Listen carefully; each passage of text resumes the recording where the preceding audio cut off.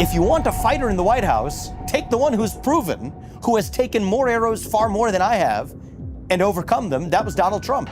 We have Vivek Ramaswamy. You and Trump have such an easy relationship. Come on, let's go. Get up here, Vivek. What a mouthpiece on him, oh boy. He's like a machine gun. He seems to like you, you seem to like him, you ran against each other, but you don't do the ass-kissy thing that a lot of people do. I can't. Well, yeah. okay, but I mean, I watch, like, Mike Pompeo is just, like, giving Trump a tongue bath every time. Oh, Donald Trump, your hands are so large, whatever. It's just, like, repulsive and transactional and false, obviously, as Mike Pompeo is. I want you to give it up for the greatest president of the 21st century standing right here, Donald J. Trump. But you don't do that. You never kiss ass. But you're direct and you just seem to get along. How did you get along with the guy you ran against? I guess. Yeah, I mean, I think one of the things that I committed myself to in the race is the easy thing to do would have been to slam Donald Trump for something that he said that you disagreed with. Yeah. And for me, he actually was objectively the best president of the 21st century. People said, how could you run against him and say that? Well, first of all, like that's like the easiest thing you could possibly say. And you heard Vivek. How about Vivek?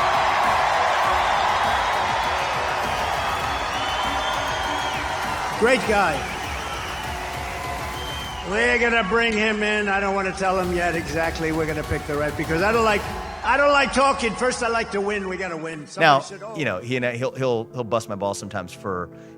He'll say, "You talk too fast or give me a headache." But he's joking around with me, and I think that's part of what's made us have a pretty good relationship. I think that's absolutely right. I think it's really insightful what you just said. Trump does love the butt kissers, but he likes the people who don't butt kiss even more. Actually, I think that's true. I think that's true. Yeah, and good for him. Yeah. Vivek Ramaswamy has often praised Donald Trump as the greatest president of the 21st century, emphasizing his admiration for Trump's boldness, America First policies, and ability to challenge the status quo. You got George Bush, Barack Obama, Joe Biden, and Donald Trump. So it sounded really great, but it's like the most obvious statement I could have made, and people said, "Oh, is he running as some type of, Trump ally as in the race?" So to the contrary, I think we started from a good place. The hottest Supreme Court justice. Yeah. The best caterer in Tajikistan.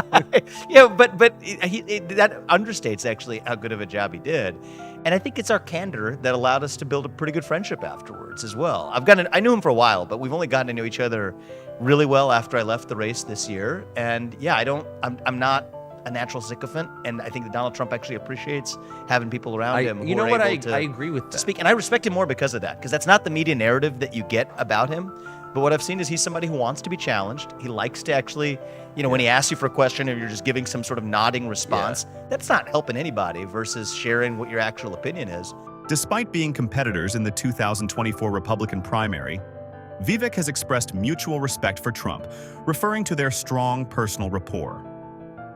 Trump, in turn, has acknowledged Vivek as an impressive figure, even jokingly calling him a younger version of himself, showcasing a dynamic relationship built on shared principles and admiration. I had a friend of mine, smart guy, he's a billionaire, texted me this morning, and he said, "Why the hell are you guys wasting your time in New York City instead of going to a swing state?" You want to know what I told him? I said, "Welcome to 2024, New York is a swing state."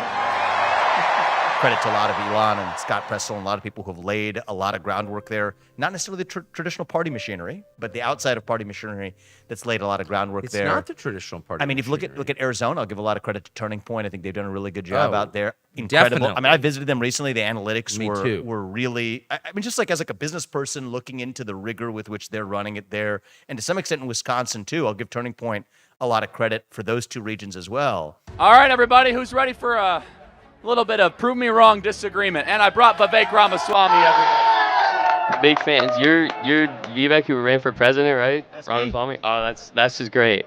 But who cares about who gets the credit for what? It's the objective. Well, it's interesting. No, it doesn't But matter you because learn it's for the not the future. party that did it. You It's learn not, for the future, yeah. It's not the RNC. It's Charlie Kirk, who's like 30 and doesn't have a college degree, and it's like turns out to be better at kind of a running. genius at this, actually. I absolutely agree with that, and I think a really good guy. Next, Trolls will not be tolerated. Thank you very much. I'm sorry. I'm really nervous. Yeah, that's great. Thank you. Have a good one. Can I have a hat? Nope. Very advanced. So that's meaningful, though. So if the biggest players in all of this You had no background in politics at all, right? Elon Musk, Totally. Charlie Kirk. I mean, these are just people like Donald Trump himself. Totally. Who came from outside and have really, do you think the Republican Party has permanently changed? Yeah, I do. I think that this is a redefining election. I think that's what makes this win even more exciting is that the Republican Party, to use a Kamalaism, we ain't going back. Yeah. I think that that's true here. And that will be one of the parts of this victory where, like, I'm just thinking about, I mean, we're, again, here talking, let's just talk frankly. Yeah. Right? I was on the stage with a lot of people who were of an old garden variety, stuffed suit, Republican mold from the past. Yeah. And it's not taking anything away from them. I mean, people come into range of politics, that's what their career has been. I think the Republican Party of the future is going to be defined by people coming in from the outside who have a fresh perspective, who are able to speak hard truths to Democrats, but also to yesterday's Republicans as well. And we become, I hope, this party of just practiced evolution, right? We're just repeatedly evolving in a way that it doesn't become stultified, doesn't just become tied up to dogmas. I don't want to see the America First movement do what the neocon movement did for 20 years, which is, Right. and I see some of this, right? We're the party of the working class to some guy who like 10 years ago was saying something else, but doesn't know why he's saying it today. I don't want people saying things out of habit. No, that's like right. we want people who understand why they're saying them. And, people like Elon and people like Bobby Kennedy, who I respect, and JD is an outsider. Donald Trump is the ultimate outsider in this. I think that it's going to take people coming from the outside who are thinking people, who, by the way, all of us who I just named, don't agree with each other on 100% of issues. Right. And that's cool. But that, I think, is going to be the character of the new Republican Party. The Republican Party is redefining itself with the rise of outsiders who challenge the establishment and reshape the political landscape. Figures like Donald Trump, Vivek Ramaswamy, Elon Musk, and J.D. Vance embody a new wave of populist, entrepreneurial, and unapologetically disruptive leaders. They bring with them a boldness that resonates with a base hungry for authenticity and a break from traditional politics. These trailblazers aren't just anomalies. They represent a permanent shift in the party's identity, fusing conservative values with a spirit of innovation and rebellion. Love them or loathe them, they're here to stay, redefining what it means to lead in America. Do you see Vivek Ramaswamy's outsider vision for America as a refreshing change that challenges the status quo, or as a force that risks being too disruptive for the political landscape? Thanks for watching. I'll see you in the next one.